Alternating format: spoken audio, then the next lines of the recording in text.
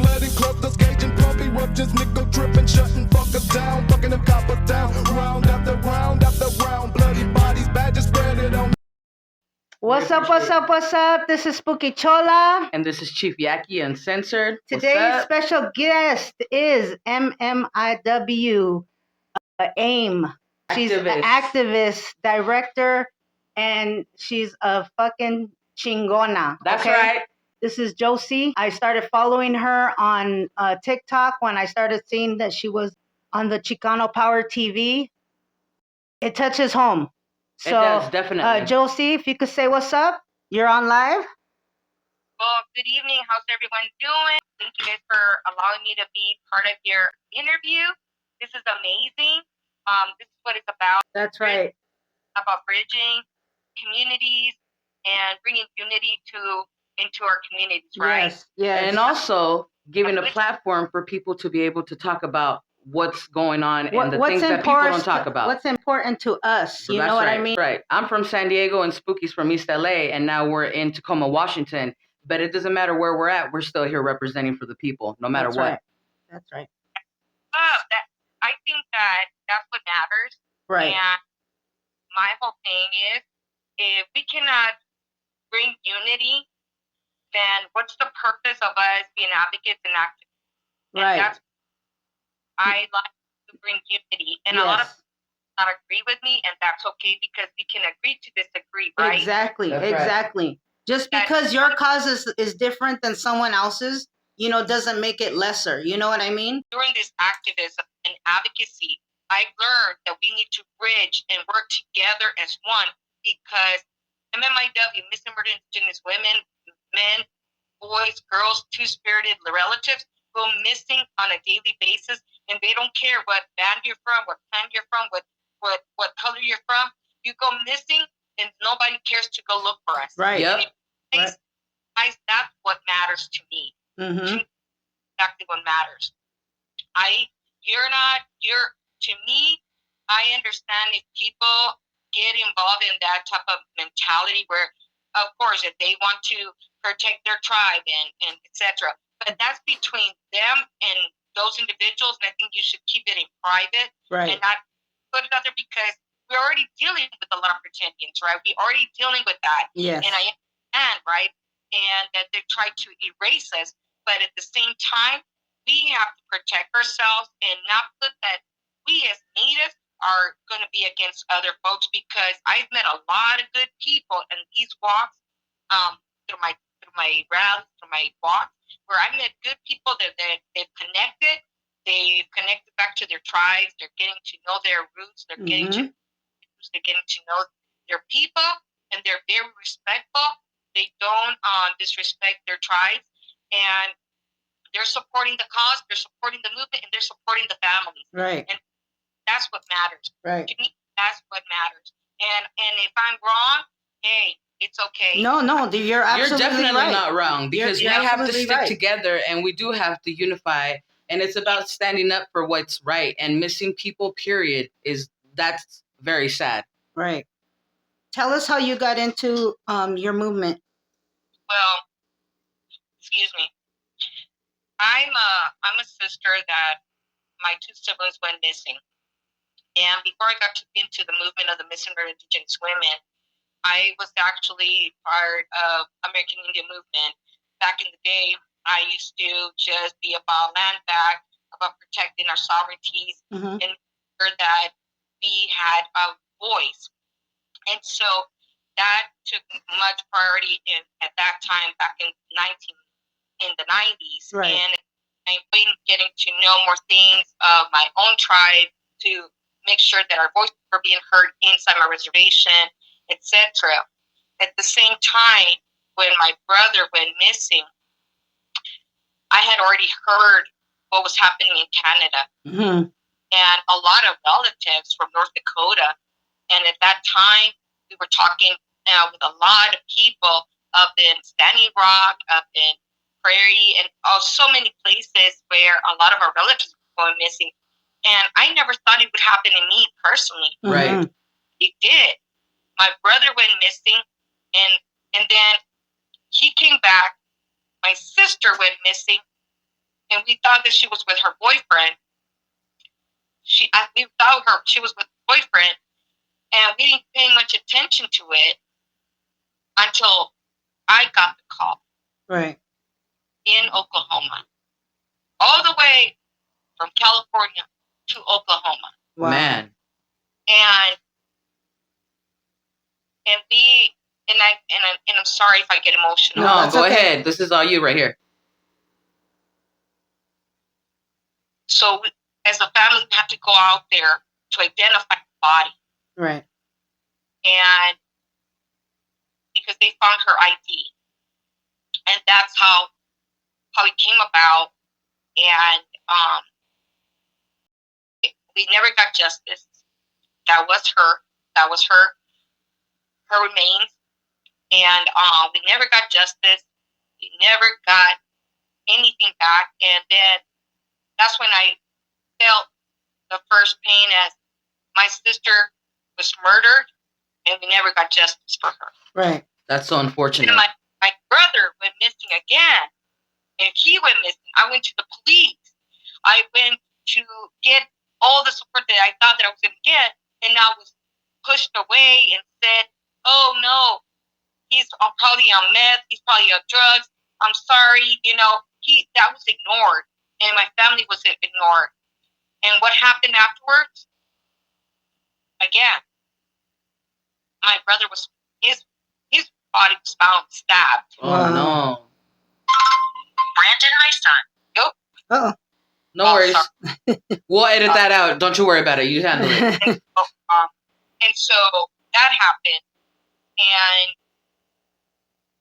And again, I had no justice. Right. My family didn't get no justice. And it was a whole controversy about our tribe out here in California and how it was handled. And it was just some mishaps from both ends. And we just never got justice. And I just said, from those points on, from back then, I'm going to continue to advocate. I was already advocating in some form, but not much as I started when it happened to me per se. And I'll say that because I'm going to be honest with all of you. Because until it happens to you, right, it's different. Yeah. Because you're on the other end. When I was out there with my sisters, advocating and supporting them, I was there for the families. But until it happened to me, it was a different story. I wanted more. I wanted to see. I felt like I needed vengeance for what had happened to my family. Exactly. Right. Definitely. Others. Right. And that action what has drove me to continue doing this. and that, I had other sisters. All of that time, I had been advocating before that, doing little things to support the Mmiw for my sisters from Canada, from North Dakota. Mm-hmm. And at that time, it was Washington State. And then when it happened to our family, and then we started finding out all of in our reservation, right, how many was going missing, how many women were being found murdered, and no justice, no one to incarcerate, because it was either outsiders that had murdered them, or and the FBI was not being involved, or not getting involved because CIA was not allowing that, and it was just a whole mess. Right. That we as advocates, we needed to step up and do more, because we didn't have the Mmiw, we didn't have the turquoise Amber Alert. Right. We didn't have that until our women and our people fought for it. Mm-hmm. That's amazing. My cousin Becky, 2009, dismembered, and just her torso was found in the desert up in Custer County. And her roommate is the one who did it. And he did it for no reason, and now he's claiming incompetent. Oh my goodness. So he's gonna definitely get the easy side. You know what I mean? There's no justice there as well. That's why I have always supported AIM for sure. I met a few of your comrades in Brown Berets when I started in Brown Berets. Because we are Brown Berets, shout out. Yes. We go out and protest a lot for our people as well. So Thank you. I do it for my grandfather. You know, without him, I wouldn't be here myself. You know what I mean? My focus is the child trafficking that has been going on since day one, since colonizers stepped into our lands. Our children have been trafficked, taken away from families until this day. What's happening right now with the detention centers, where families are being ripped apart. Yes. Children that were in detention centers never went back to the families. And specifically in our reservations, what's happening with all the children that has been taken away, never returned back, and all of them missing from our homes and went to foster homes and not returned back home. Yeah, that's and crazy. Like I'm going to speak about Emily Pike, because Emily Pike is a perfect example of what happened. Right. They removed her from her home, placed her into foster system, and found her dismembered. Mm-hmm. And yet, there's no one to be tried for her murder. Right. And that's the problem that we face as Natives to this day. We don't get justice for our loved ones. We never get justice. We are always going missing. We have missing women going every day. Every day. Yeah. Do you hear the turquoise amber alert going off? No. Do you hear anybody talking to the media about us? No. Right. Don't matter to the government. We don't matter to the media.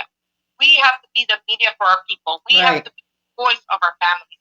That's the reason what drives me to doing what I'm doing. Right.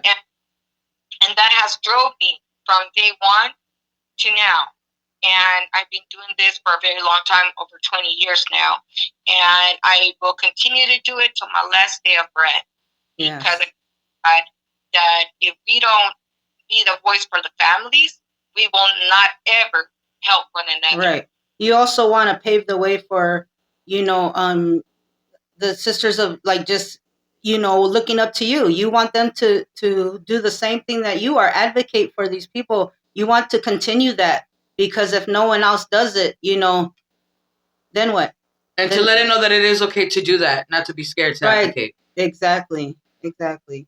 And cannot be gatekeepers. Right. I think I myself, I'm not a gatekeeper, but I will speak out when I see a white person with our red handprint just trying to get grift or trying to make money or profit off our Mmiw. I on this because we know how it feels from what happens to us. We know how it feels to have our loved one be murdered or going missing. I know how that. Yeah. And that's what I will speak on. I will not ever allow just anyone to wear our handprint for no reason, just because they want to grift or they want points or they want views or they want to, whatever their hidden agenda is. Right. That's understandable, though. And so, just for my viewers today, I'm getting interviewed by Chola. They have a podcast in Chibaki. They're interviewing me. They're on the phone right now. So yeah, we're going to make a video. We're going to make it, you know, about you, and we're going to post it on YouTube so people can also see your movement and what you do. Because we see it, and we're just like, wow. It's important to us, and everybody has to acknowledge what's going on. Can you tell us a little bit more of Every Child Matters? Absolutely. So Every Child Matters. That's September 30th. It's a national day for Orange Day, my relatives. So wear your orange shirt on National Day, September 30th. Right. And also July 30th as well. We are going to be hosting a gathering of families to honor the ancestors from the residential school survivors and those ancestors that never made it back home. On September 26th, we will be hosting a gathering of all families and school survivors, residential school survivors. And we're going to have speakers. We're doing a toy drive, and we're going to give toys for our children, for our family. On June 27th, I'm doing a toy drive, and we're going to do it every month, like the 4 directions, every month till September 30th, September 26th. Please let them know where they can donate to your cause. Yes. We are actually going to be going to Magic Johnson from 10 to 5 on 124th or 26th and Avalon in the city of LA. we're going to be doing on June 27th, we're going to be hosting a toy drive. So you could come and drop off any toy, unwrapped toy or wrapped toy, arts and supplies for the children from kids all the way to youth. So we can, give those out on September 26th on our honoring of ancestors and gathering of families. That's we're awesome. Out to the families. And so we're doing that. That is part of our Mmiw Inc. Grassroots Southern California chapter. We are doing that so that we can help out and support our families. Right. That's awesome. Yeah, everybody go show support for that. That's a great program. So you're going to do it monthly? Yes. It's going to be every month. And I'm going to be doing it like every end of the month. So Okay. that way I have time, because I know people are busy. So at the end of the month, I'm going to go ahead and host a day. This month is going to be here in Southern California on this park. And then I'm going to choose the second park and a different location. And the third one and the north side, west side, east side. Right now we're going to do it in the south side. Okay. And then we're going to go north, and then we're going to go east, and then we're going to end at the west. Right. Do you have any flyers that maybe that we can pass around on social media so that people know what you're doing and where they can find you and help you and support you? Absolutely. Okay. Awesome.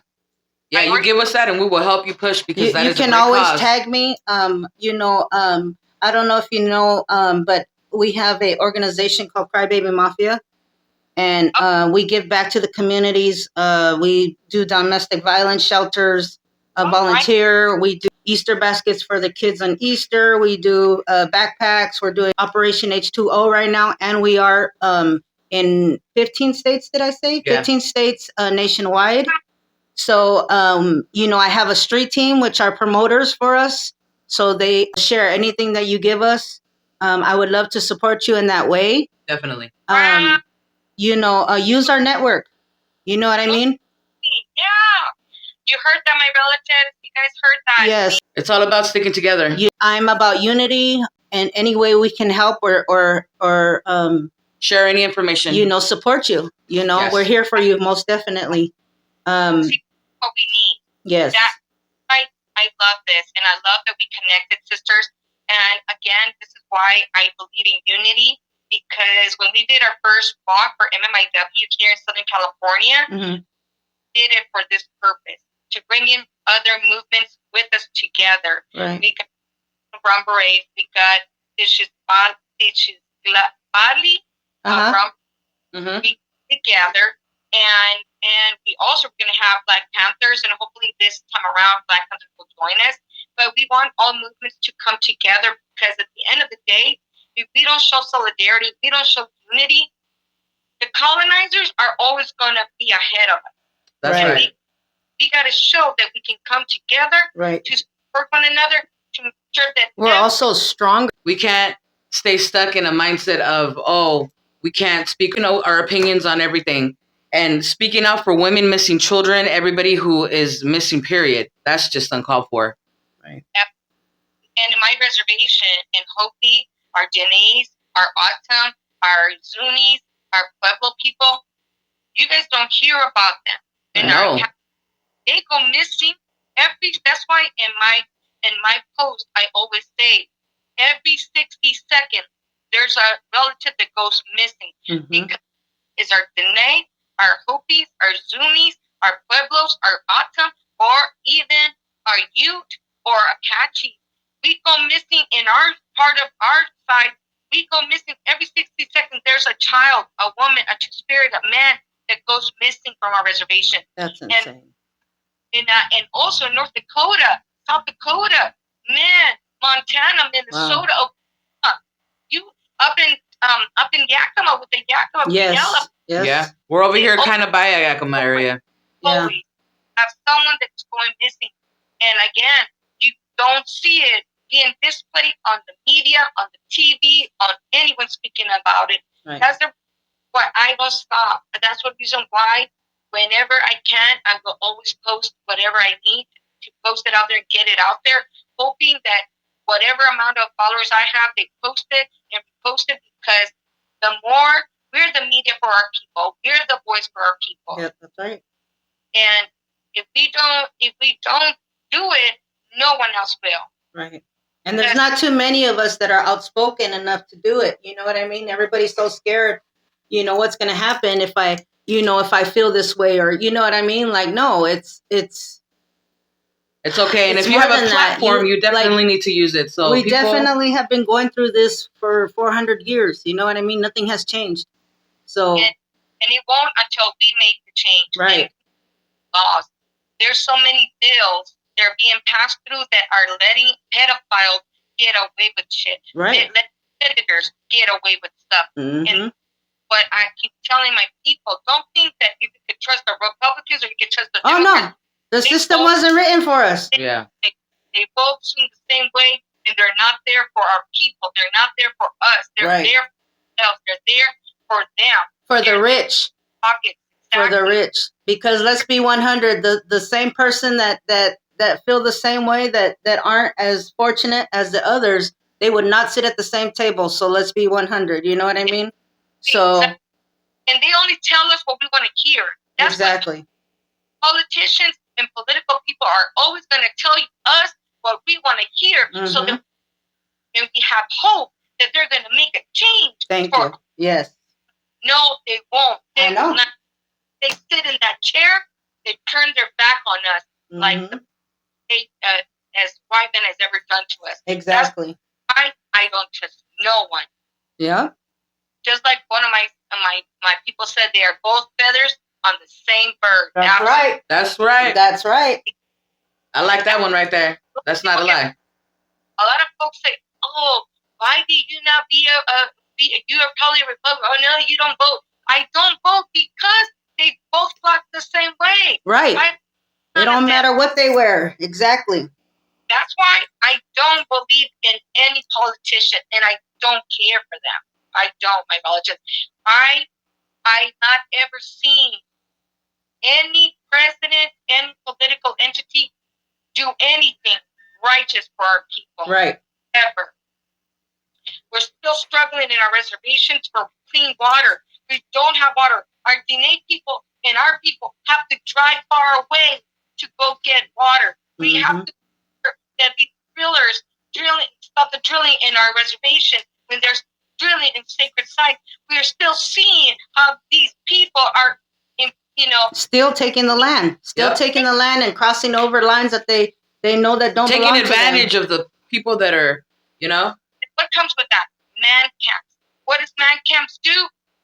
A lot of our women go missing. Up in Washington, on Montana, and all over these places, they have these man camps. All these man camps have men that don't get vetted, that are not vetted. They just go there to have men work for those companies, corporations. Yes. And they're the same men that traffic our women, traffic our kids, traffic folks, and kidnap them. And it's ever been done. Wow. Oh, don't get me started yet. Right. Hey, this is the time to let it all out because we're uncensored on YouTube. Look. And we support you. Yeah, we do. At the end of the day, we are going to support you. To be going through that, period. These are our lands. Right. That is 100. And we are treated like we are foreigners. Yep. Our ancestors opened their hearts and their arms to help those traveling fucking peasants. And honestly, that's where it drives my passion. Right. That's where my passion is driven. Like all of that, and because it happened to me, and because I see what's happened to my own home and my own reservation, right. and what other reservations. I've been in other reservations. I know how it affects our people. That's my passion to help my people out because I know that their voices are always not being heard. And I feel that actually I've seen more people speaking out, more people leading, and it fills my heart with joy because I see a lot of leaders out there from our tribes speaking out now, being out there, supporting and sharing and rallying, marching, and making walks and everything because that's exactly what we're going to continue to do. Right. That's right. And that's what we're doing here with the podcast. Look, we're giving everybody a voice. And everybody who we've had on has a cause, a movement. And that's the whole point of giving people a voice so they could talk about it. You know what I mean? And we're here to definitely support you on whatever you need. Personally, but thank you so much for this allowing me to share part of me with you guys, and you know this. Would you like to add anything more? Is there anything you would like to let anybody know? Other events maybe you didn't touch on? Well, Throw your Cash App out there, whatever you need. You know, like. What I do ask for all my community that is out there to please support not only our Mmiw, but our families, our people, that when we put out their flyers of our missing loved ones, please don't just look at them. Right. Share them. Share it. It takes you less time. Exactly. You know, it's only a tap. That's all. Repost. There. You know, it makes me upset that we post of missing children, missing loved ones. Mm-hmm. They're the least that gets pushed out. Right. And I don't know if it's TikTok. I don't know if it's, you know, what it is. But literally, again, is the oppression. Right. We press, even on media. Mm-hmm. We press, you know, we don't see it being pushed out. Like if a white person puts out a missing loved one post, that shit goes viral. Right. That is true. Right. I've seen it. Hundreds and thousands of likes, hundreds and thousands of shares. Mm-hmm. But when it's us, I kid you not, and I'm not lying. Yeah. It's 50 likes, 100 likes, 25 shares, 100 shares. And that is a one that maybe has about 300 likes. Right. That get that. But other than that, you don't see that. You only get like 5 shares. Right. You want that help. Like, it doesn't take much to just be like, you know what? This little girl might be in my neighborhood. I'm going to share it. How easy is that? Exactly. You know? Like, come on, guys. Like, wake up. I don't know what it is, but that's what I ask for my people. I ask all my followers, all my people that is listening on your podcast, on anywhere, that if you see one of our people's missing flyer, please post it, because imagine that being your loved one. Imagine you spending day, night, worried about where that person is. Exactly. Yep. I never want to get that call. Believe me, first-handly, I never want to wish that on anybody. Getting that call at 2, 3 in the morning, Mm-hmm. telling that could be possibly your loved one, and you need to be going there to identify their remains. That's the worst call ever. Right. Yeah, our heart goes out to you. That's very rough. On anyone, because your heartbeat is pounding so fast out of your fucking chest that you don't know whether you're breathing or not breathing. And once you see that it is your family member, you feel crushed, feel destroyed. That you can never get back to the same. Like that feeling, I don't wish on anybody. Right. Prevent that. That's the reason why I do what I do, because I don't want any family to ever go through that. I don't want none of them to have that feeling, because that feeling will not ever leave you, will not ever go away, will not ever leave your mind or your heart. Right. So you will heal little by little, but he never leaves. He will not ever leave. And that's exactly what I do, because in myself, I always think about that time that I went to see my sister and the moment that I got from my brother. And I said to myself, I never want nobody to feel what I felt. So that's why if people call me 2, 3 in the morning, Josie, I need to go look for my daughter. You know what? I'll get up. I get up, get my stuff, and get on my little pony and head out and do what I gotta do, because you never know. You never know. And if it was your brother or your sister, you would have wanted somebody to do that for them. Definitely. Absolutely. And that's the only way we're going to be able to help each other. We're there for one another. Right. And I have my chapter. I have really good members in my chapter. They're really in there with their heart and their spirit. And it's a good chapter. And they're supporting me. They're supporting families. And that's what we're about. That's right. And so, yeah. And I thank you, sisters, again, for allowing me to give, for sharing your space. We definitely send our good energy onto you, healing energy. Definitely. It takes a lot to do what you're doing. And you're not alone. We're here to support you on anything you need, like we said. And we will definitely share also some of your videos on our channel, if that's cool with you, on our shorts, so that we can push that out.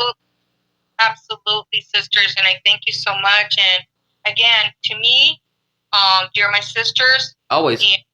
And I respect you.